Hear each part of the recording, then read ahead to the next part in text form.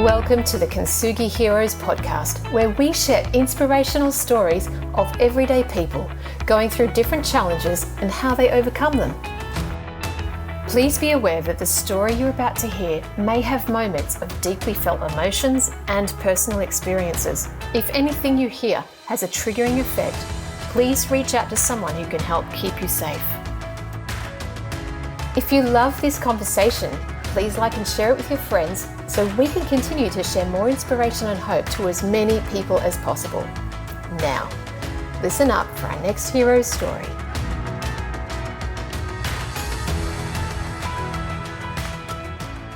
In this episode, I met with Melissa Chureau. What a lovely person. On the outside, Melissa just looks and sounds like a normal person.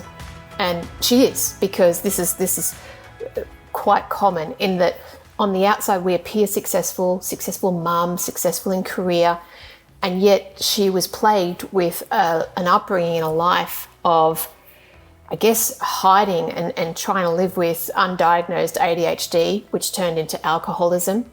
And despite all the adversity, she used her courage and determination to find her path through and lives a very authentic life. She turned that around to then help others. What this conversation showed me was that there are many people living with secrets. They have a different side to them that they don't bring out and show the world.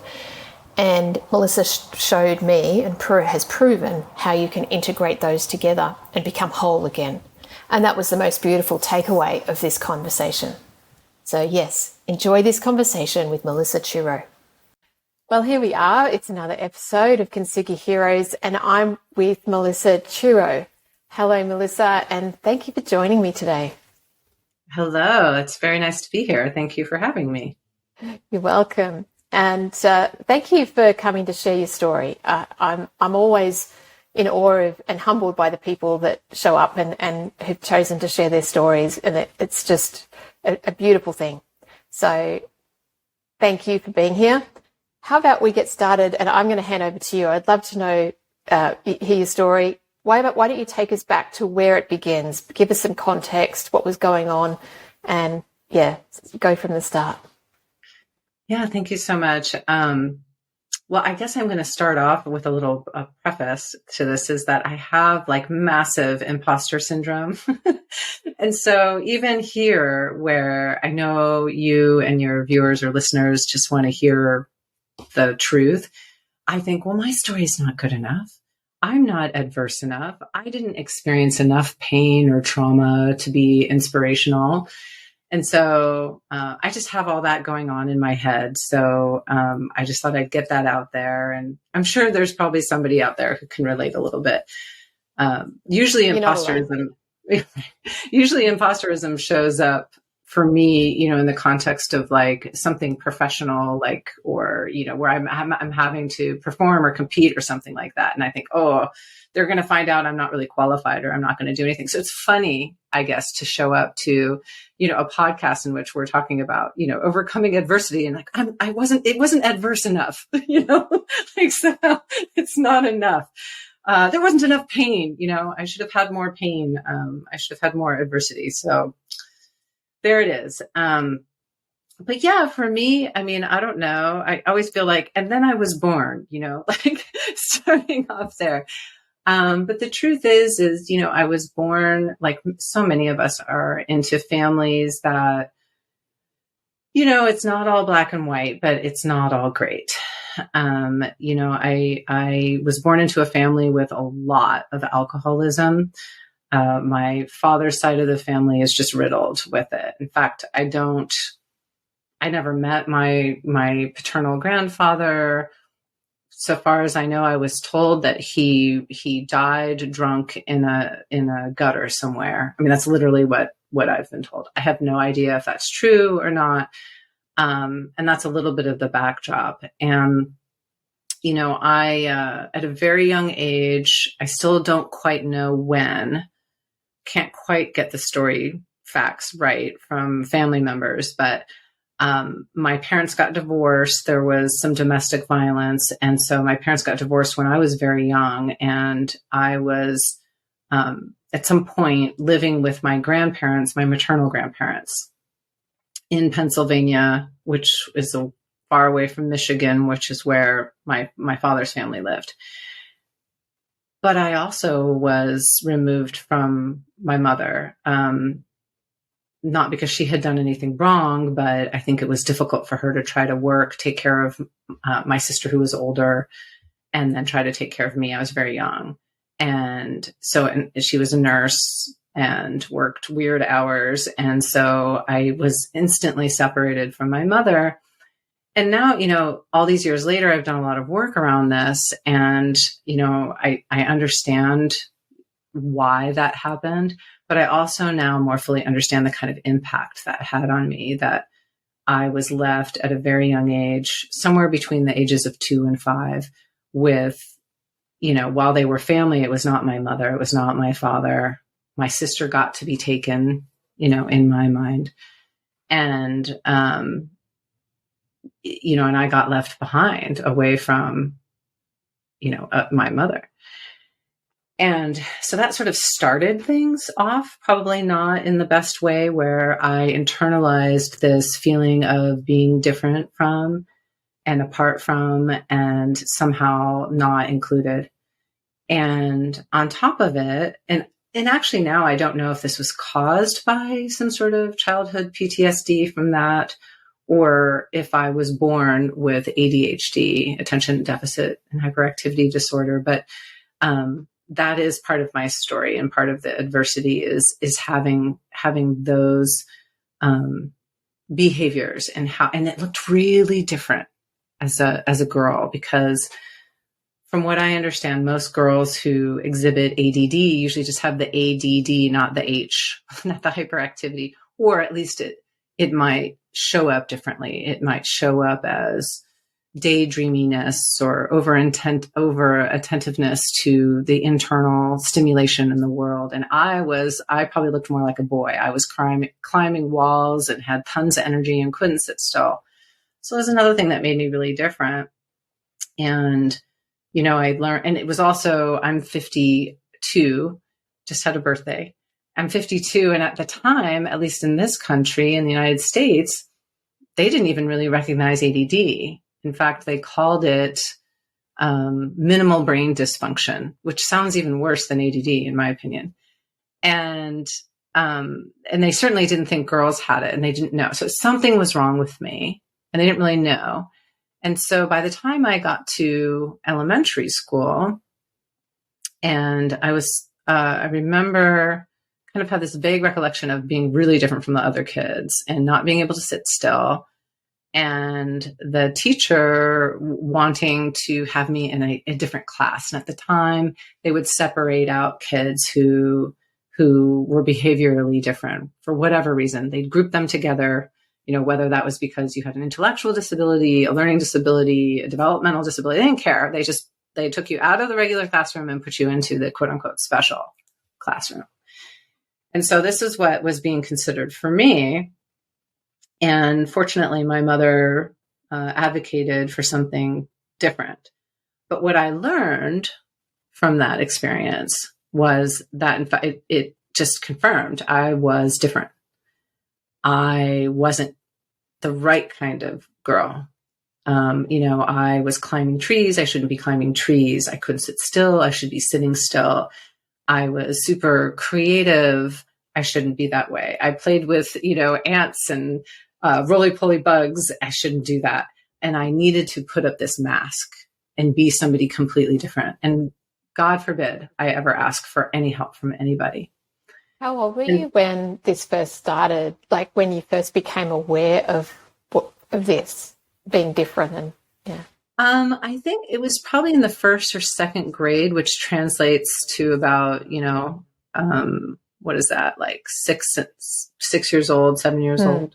And I was, add on top of it, my mother had me join school earlier than most kids. So I was a year younger than most kids. So I already was emotionally more immature, just developmentally appropriately more immature than the other kids in my grade. And that certainly didn't help.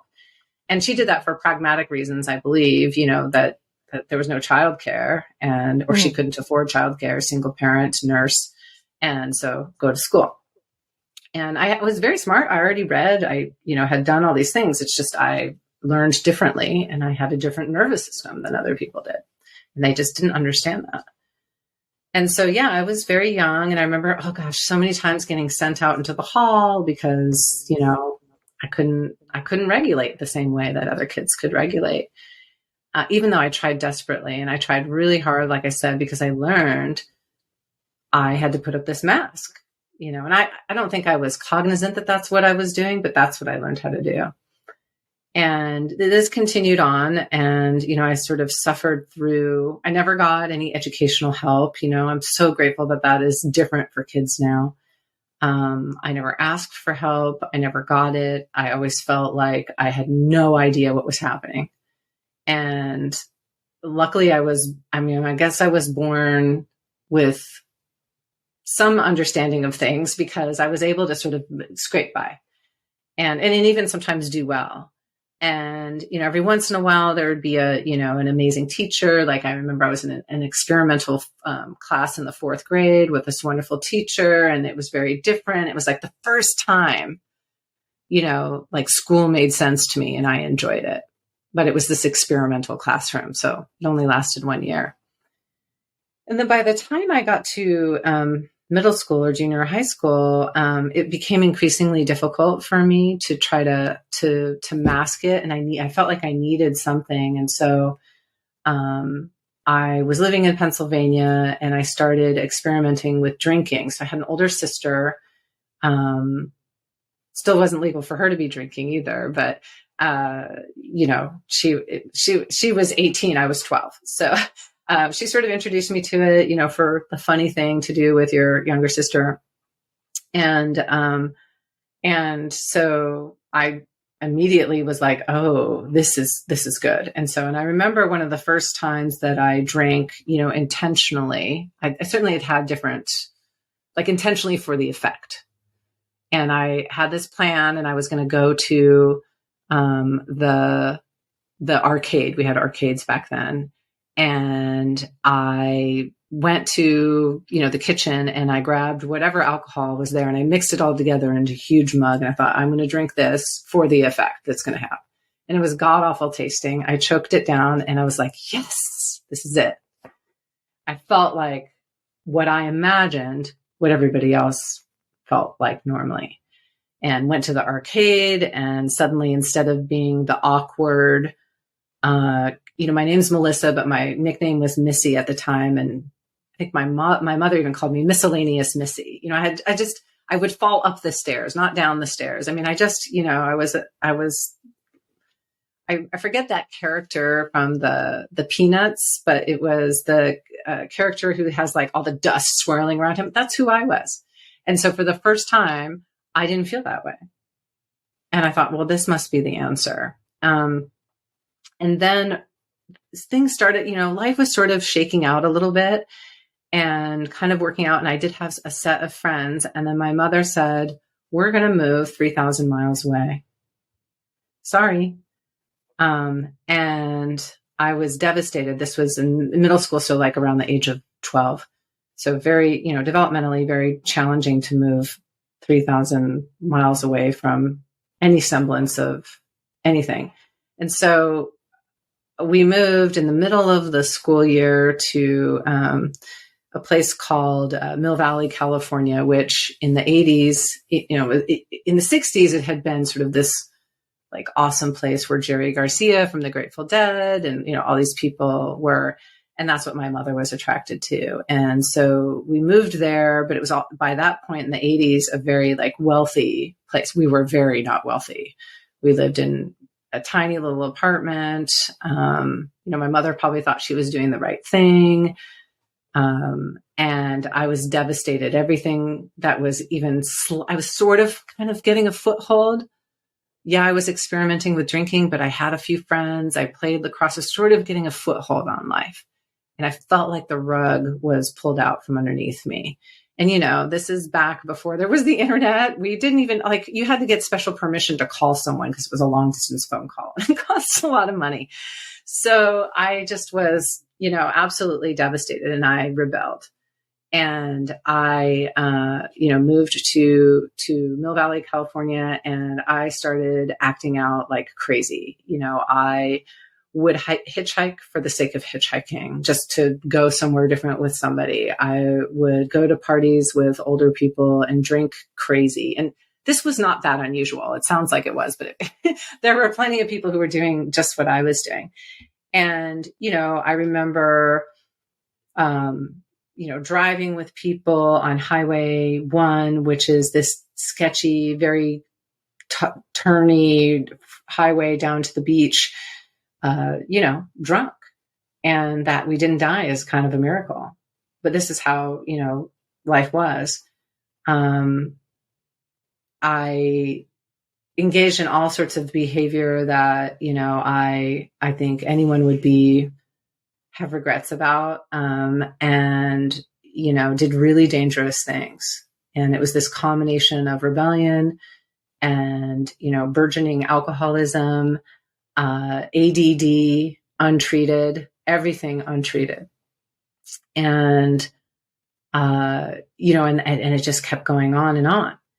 And at some point, it was a really cool thing at the time for people to get sober, like young kids to get sober.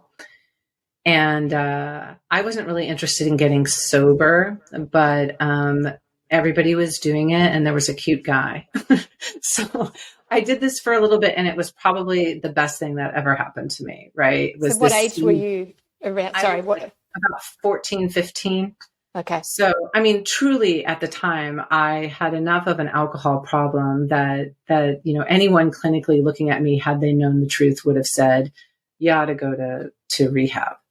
How did you get it at that age? How did you get access to it? Yeah. So Mill Valley, California was a really interesting place because as much as it was this crazy town where everybody, people's parents were never around, whether they were working or they were off traveling or playing music. I don't know. It was a crazy, crazy place. And, but so we all kind of in some ways it was like Lord of the Flies. We were all just sort of like this parentless people left to do our own crazy stuff. And so, but we also kind of took care of each other. So I remember, like I said, it was somehow cool for people to get sober. And there was, I know what it was. I started dating a guy who was sober.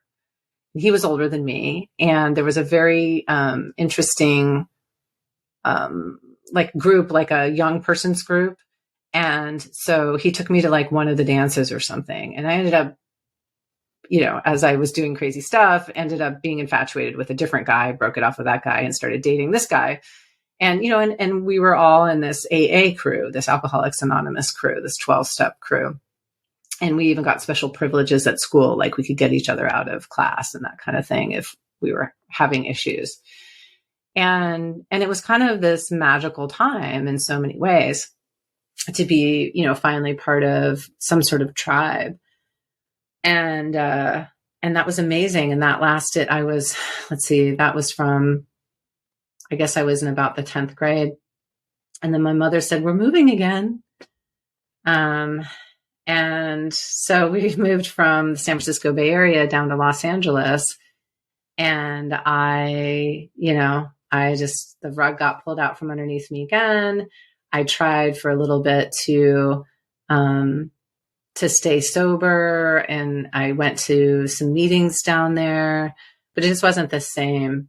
And I think I was looking for a way out, and I found this gal who went to the AA meeting that I went to in Santa Monica, and she was maybe a year or two older than me, and she just had her stuff together. She looked so confident, and she had this job in downtown LA. And I thought that was really impressive, right? You're a high school student, and, you also have this job in downtown LA. And I was like, that is so cool. And she's like, well, I can hook you up with this job, maybe get you a job. And I was like, this is amazing. And so I ended up going with her to this job, and it all sounded like amazing. It was this nonprofit organization, and we were like, our sole job was to give away books to schools all across the United States that would help kids get off of drugs and alcohol. And I was like, sign me up. And they hired me. And I was like, this is amazing. Like, who hires this, like, 15-year-old kid? I think at some point I turned 16 because I could drive. And, it was amazing. Well, it turns out there's a reason why they hired me. And that is because they were Scientologists. And so, so Scientology, for those who might not know, is, I'm just going to call it out, it's a cult. Some people would call it a religion, but I'm going to call it a cult. And the reason I call it a cult is because of how it behaves. You have to be 100% buy-in, or, there's something wrong or bad with you. And they do everything to try to get your buy-in. And so this was an offshoot. This was a nonprofit run by the Church of Scientology. And, so they started to reel me into the Church of Scientology. And I was still not drinking.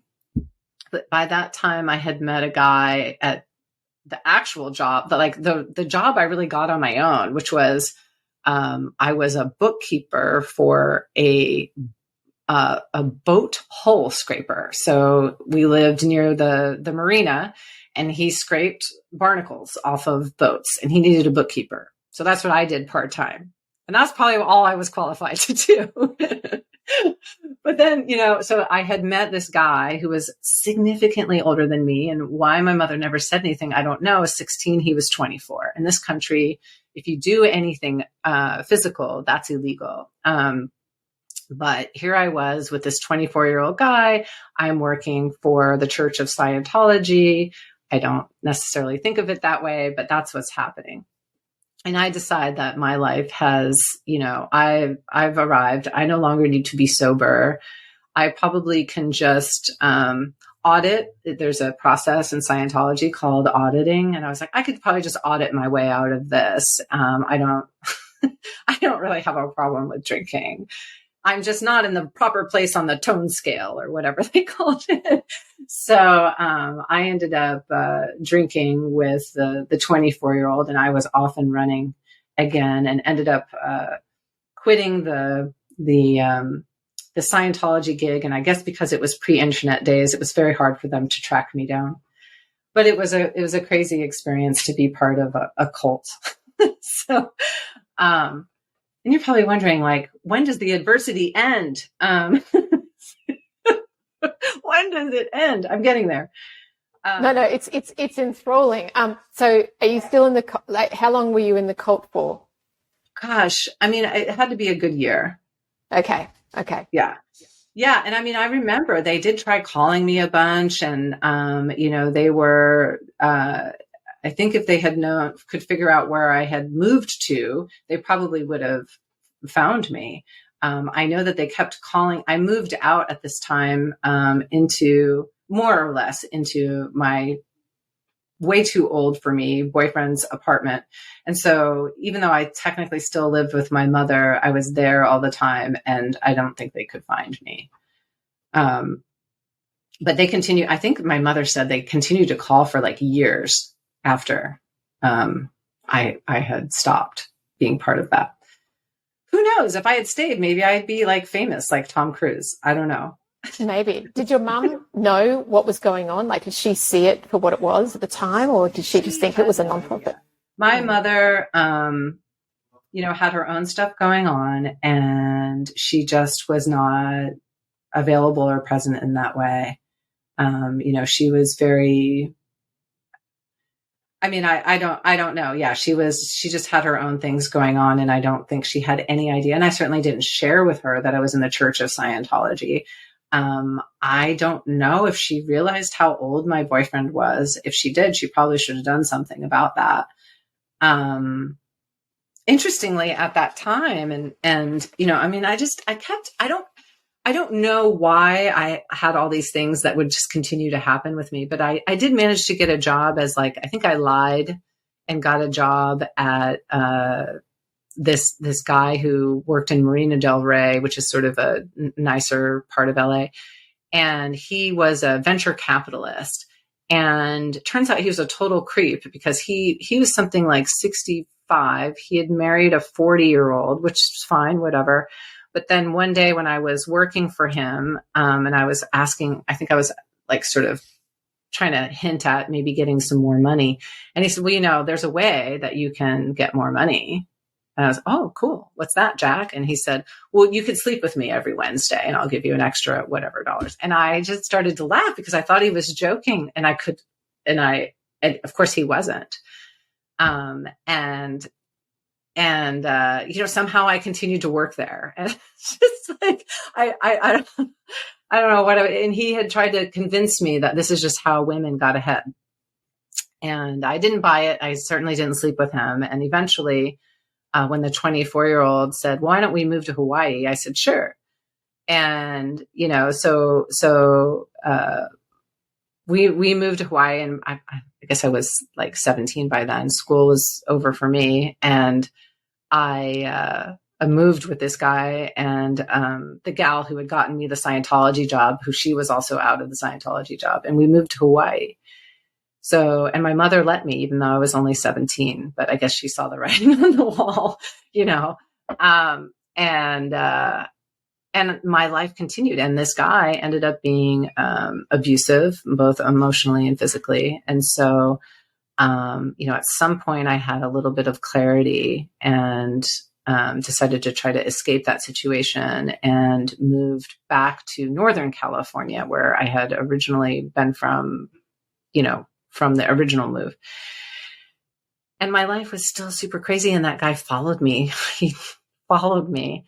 And unbeknownst, I mean, like, I say unbeknownst to me, but I must have known. I mean, he moved in with me again. Like, I don't even know how it happened. And he ended up he was so awful. And I remember when I saw the writing on the wall, I'd come home and he was mad at me, and he had taken a crossword puzzle, and he had written the words bitch in every single, you know, bitch, and a knife in the wall with the crossword puzzle. And I thought, I better leave. Something's going to happen. That's, you know, worse than anything. He had hurt me before, but not terribly, you know, and I always kind of thought I deserved it, you know?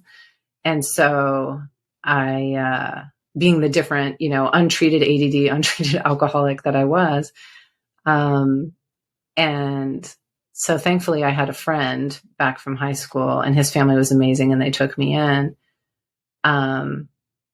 And, you know, life kind of just went on, and I sort of stumbled along, you know, drinking and, you know, driving when I shouldn't be driving, and doing things I shouldn't be doing, and feeling shame, and, you know, just really not having a lot of hope.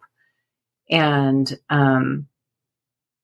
fast forward many years of that, like, it's just sad, you know, in Alcoholics Anonymous, you know, in the big book of Alcoholics Anonymous, I think there's a story, the founding member, Bill Wilson, who says, and then I drank like that for like 10 more years or something. And you're like, oh my God, you know, how do you do this but that's what I feel like, is that's, you know, what was my coping mechanism.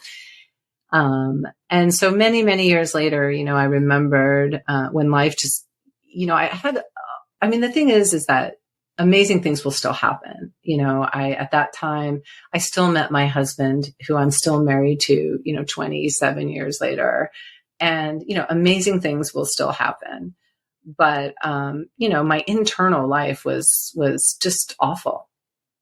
And so, you know, I somehow like made it, I don't even know how, like somehow stumbled through community college, and I ended up going to Berkeley. Like, it's crazy. Like, I had this crazy life, well, like this double life. And they do talk about that in AA, like Dr. Jekyll and Mr. Hyde. And that's very much how I felt all of the time, that, you know, I was these two people, the person who had it together, and then this crazy person.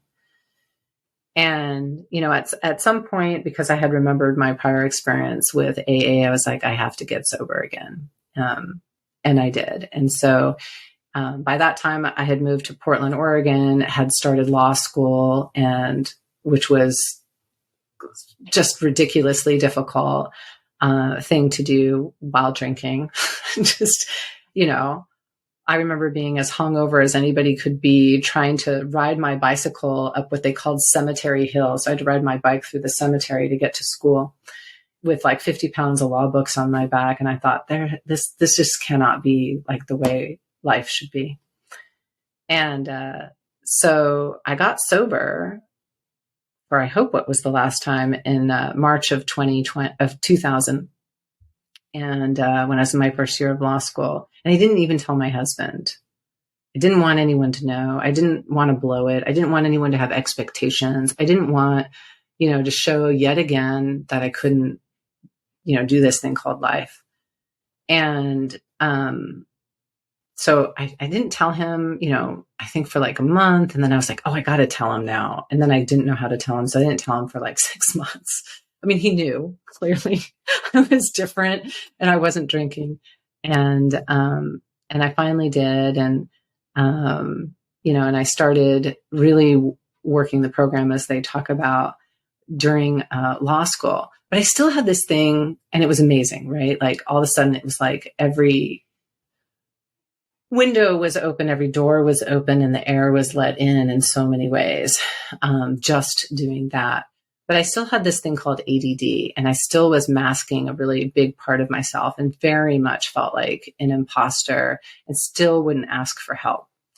And, I managed to make my way through law school, pass the bar exam, become a lawyer, but still always felt like that Dr. Jekyll and Mr. Hyde person. There was this lawyer person who seemingly had it together. And then there was this other person who, even though I wasn't drinking and I wasn't lying and I wasn't doing crazy things, I didn't think like other people. It took me longer to do things. I forgot things. I felt very different. And I didn't want to tell anyone. And I didn't want to ask for help. And the law, at least in this country, exacerbates that. The whole culture of law is that, people exploit your mistakes. That's what we're trained to do. Find where somebody else is wrong, exploit it, make sure they know. The judge knows, everybody knows. If it's a big case, it's in the paper.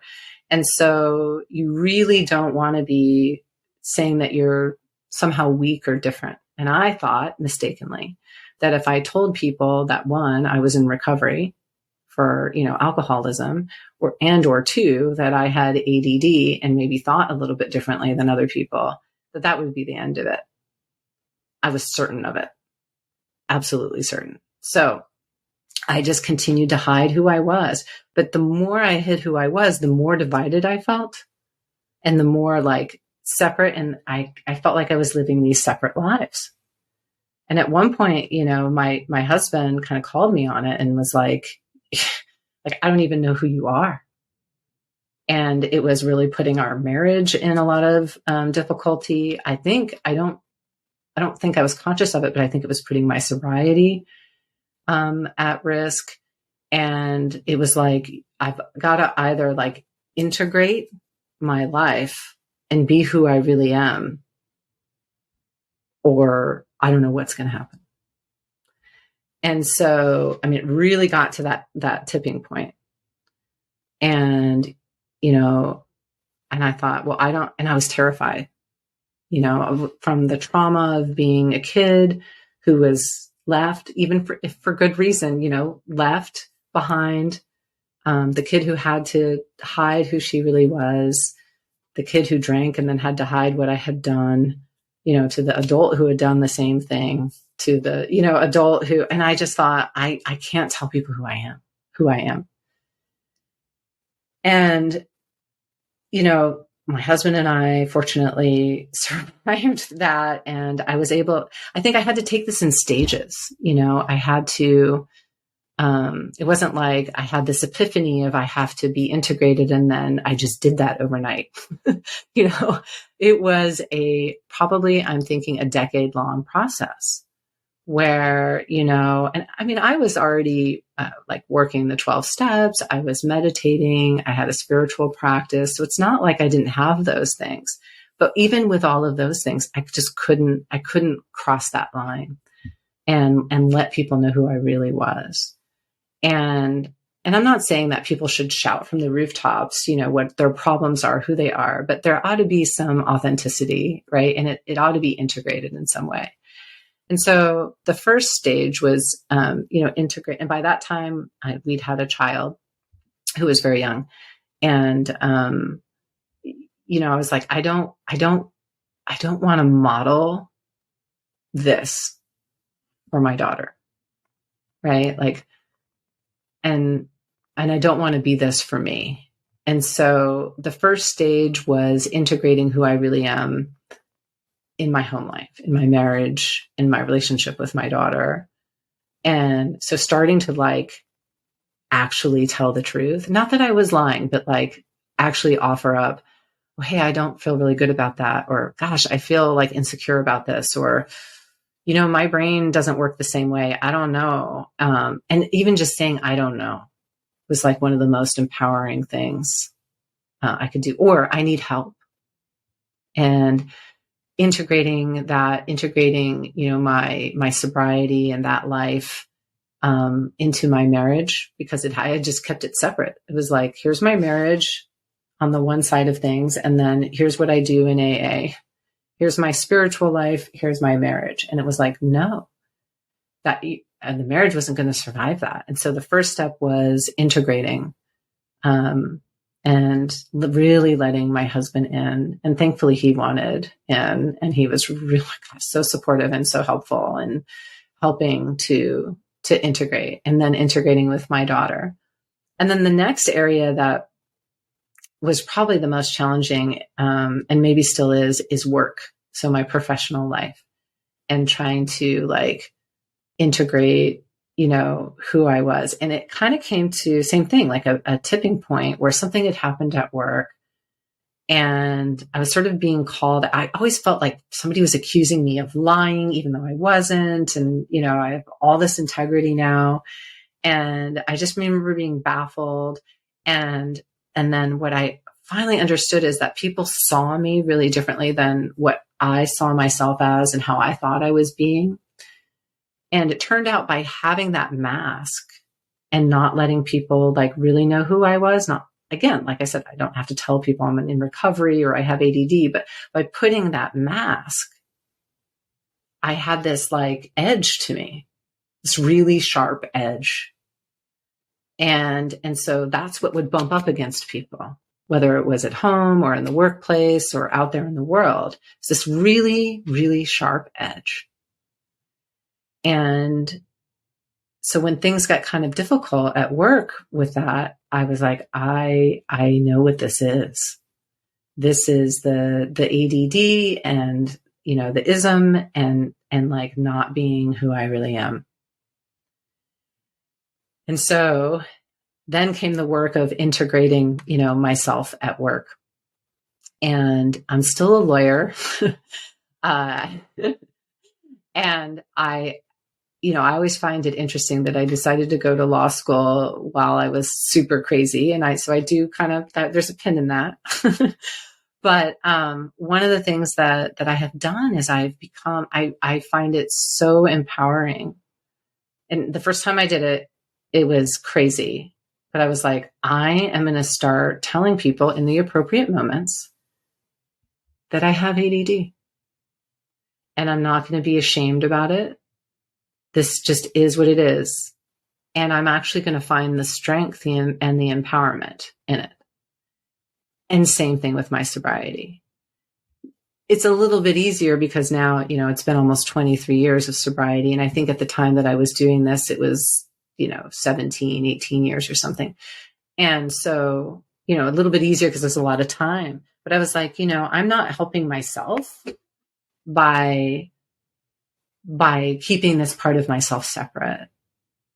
And all of these good intentions that I had, I was basically undermining them with these sharp edges of who I was without really telling you who I was. And I also thought, if I want to, make an impact at all in this world, people need to know that you can be like a pretty decent human being in life, even though you've had a lot of crappy things happen. And even though you've done a lot of crappy things, and even though you're wired differently than other people, you can still have a full and amazing, loving, successful life. And I was like, well, if I hide that, like, what good is that doing?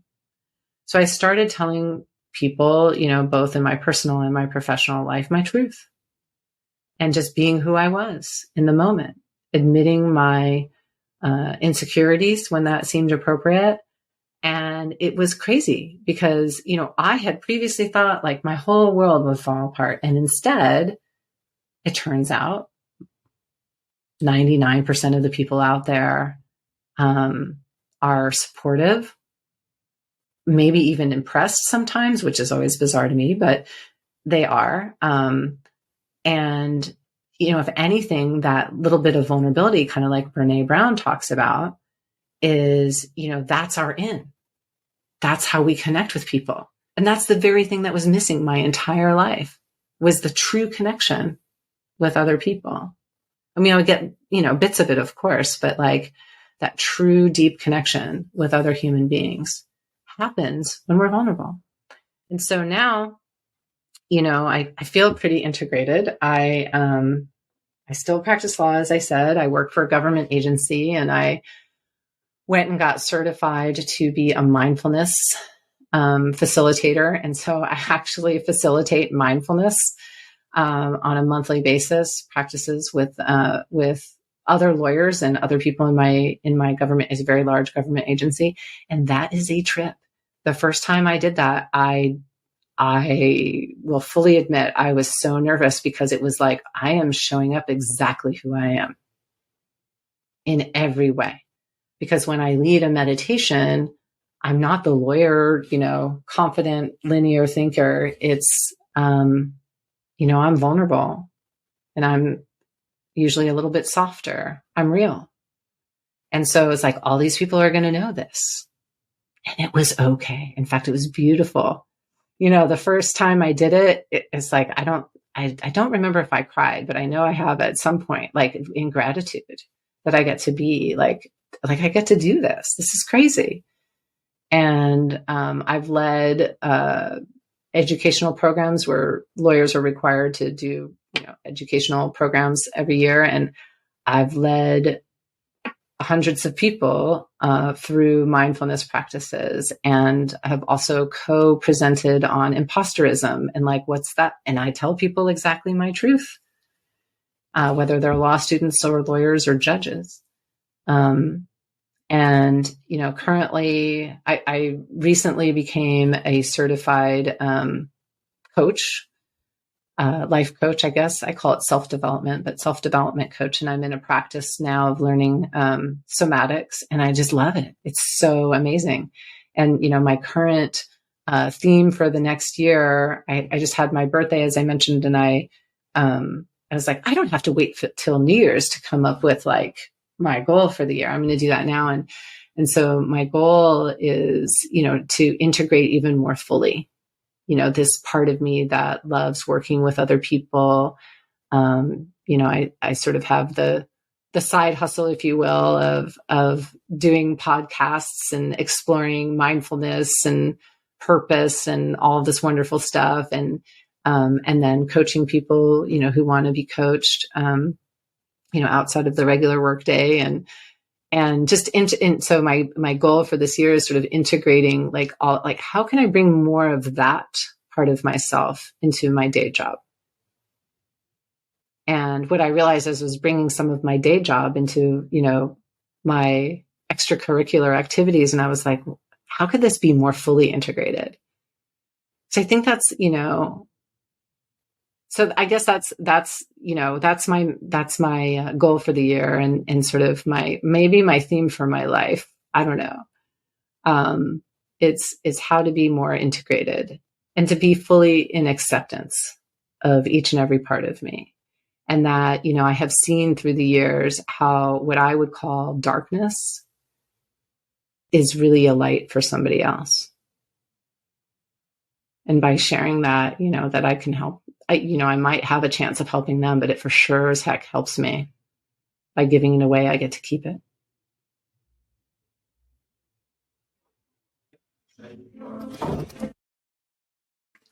Wow.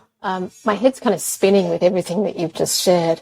And there's just so much vulnerability, like you said, but so much power in that integration. And I'm sure there's, there could be hours of conversation and peeling back around this. What a beautiful life mission, right? To be fully integrated if one could actually achieve that. I've got a question about coming through that. So there's obviously that pivot point where you chose to be more integrated and show up more fully in all aspects of yourself. Did you have someone to help you or to be a mentor or a guide? Yeah, I would say that I had many, really. So in 12-step, it's fairly common practice to have what's called a sponsor. So that's basically a mentor, right? Somebody who has been through the 12 steps and maybe some adversity themselves. And so I have a sponsor. I am a sponsor. I have a sponsor, and it's this beautiful, relationship where I can really, and it just so happens she also is a lawyer. So that was helpful to have that commonality. And she really understood that. And interestingly, she went from being, a lawyer to a very different, different type of job as like a spiritual counselor, which makes so much sense. And, certainly, other people who are in the program have been there for me and I for them, but definitely did not do it alone. I have therapists, I have a coach, I have friends that, there's no way I could have done any of this without them and my family's support. And, people who don't even know they're your mentor are your mentor, if that makes any sense. Like, way back when I kind of skipped over one little part. I got sober for a second time. This is my third time. I kind of skipped over this, the second time when I was in the Bay Area and I had gotten sober for a couple of years. And I was introduced to meditation as a concept. And there's this beautiful place called Spirit Rock Meditation Center. It's kind of world renowned. And Jack Kornfield, who's very well known in that world, is one of the teachers there. I didn't know any of that. I just somebody was like, my sponsor at the time was like, we should go out to Spirit Rock Meditation Center. I was like, okay, so I go and blown away. And that was when I started meditating. And so I feel like I've had, meditation mentors since that time. That was, 25, 6, 7 years ago. I've met Jack Kornfield. I've talked to him, but I doubt he would have any idea who I am. But I consider him a mentor because, I went to Monday night Dharma talks and, still will listen to him, take classes from him online. There's a guy out of Toronto. Again, he has no idea who I am. Jeff Warren, he's an amazing meditation teacher. He's on the Calm app and he's got OCD, ADD, and a whole host of problems. So he's an amazing teacher for people like me. So these are people that they don't even know that they're my mentor, but they are. But definitely the ones that are close to me too. My sponsor who has guided me through the steps, and she about 10 years ago started suggesting strongly that I go to Al-Anon, which is a different 12-step program. It's for people who have family and or friends who suffer from alcoholism. And to me, it's like black belt sobriety because it's all about relationships. And so I started doing that in the last several years, and that, so she helps me with that as well. And certainly all of those people are tremendously, tremendously helpful. It's so true that, from what I hear from all the conversations I have in my own life, you really can't go through life alone. And certainly coming out of adversity, we need people to help us, and we need mentors. We need people to, shine a light and hold the hand out and, create that space for us to come through, don't we? Yeah. I think, if we come into this world sort of alone, I guess, but, we don't live in this world alone. And, it's the connection with others. That's why we're human, right? It's that connection with other people. And so that's how we're able to do what we do, whether that's coming through adversity or, being supported in something really amazing. We're all on the same team. Yeah. Yes, absolutely. We're human. I love the way you wrap that up. I'm so grateful for this. I just looked at the clock. My gosh, that's gone fast. Melissa, thank you so much. One last question for you as we go to wrap up. If someone is listening to this story who is going through anything similar to what you've been through. Sorry, I'm going to have to edit this last bit. Sorry about this background noise. Okay. I love it because it's the human thing that's happening. You have humans where you are in your space, and it's amazing.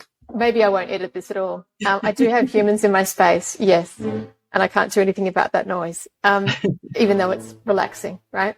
Yeah. Okay, my question for you. If there's someone who's listening to this who can relate to any of what you've shared, especially the imposter syndrome, the ADHD, the mask wearing, the split lives, Jekyll and Hyde, anything, the alcoholism, if they're resonating, is there something you'd like to share with them now that might make their situation feel a little bit less challenging? It's so hard because I know how real that narrative feels in the moment. And it seems trite to say like, oh, know that you're not alone, and, look for the helpers, and, look for the hand that is there. Because the truth is, it feels very lonely when you're in that space, and it does feel all encompassing. And I guess, maybe in hearing a story like this or like somebody else's, there might be that identification of like, oh, I'm not alone. I'm not in this by myself. And I would definitely encourage anyone who's feeling that way to reach out, to someone and just make, anyone that connection. And I can be that one. If you want to call me, if you want to email me, I'm here for you. I really am. And, there are all sorts of groups that are out there. If one can, that if one doesn't connect with you, another one might. The truth is, we don't have to do this alone. And the more we do it with others, the more joy we have, the more hope we have, and the more connection we have. Thank you, Melissa. So true. And I'm really humbled that you've made that offer to people to connect with you. That's really gracious and heartwarming. Thank you. Thank you so much for sharing your story. And you said at the start, you don't know if you had enough pain. I think you've had a lifetime of pain in different respects. And thank you for getting to this point to share your story with me and our audience today. Thank you. I'm very grateful for that. And I'm grateful for this opportunity. And I know how many amazing stories, and I can't wait to hear them all. And, thank you for your presence and being, I don't know what people can see and what they can't see, but what I see is such an open and present human. And you made telling my story very easy. And I really appreciate that. Thank you. Thank you for saying that. And you're very welcome. It's been a joy. Have a lovely day. And I look forward to connecting with you again. Thanks, Melissa. Yes, thank you. We hope you've enjoyed this episode of Kintsugi Heroes. Please like and share the show to your friends so we can get this out to even more people. If you have a story you'd like to share with us, please reach out using the contact details below. Join us next week for our next hero story. Until then, keep being you, and remember that we are all heroes in our own unique way.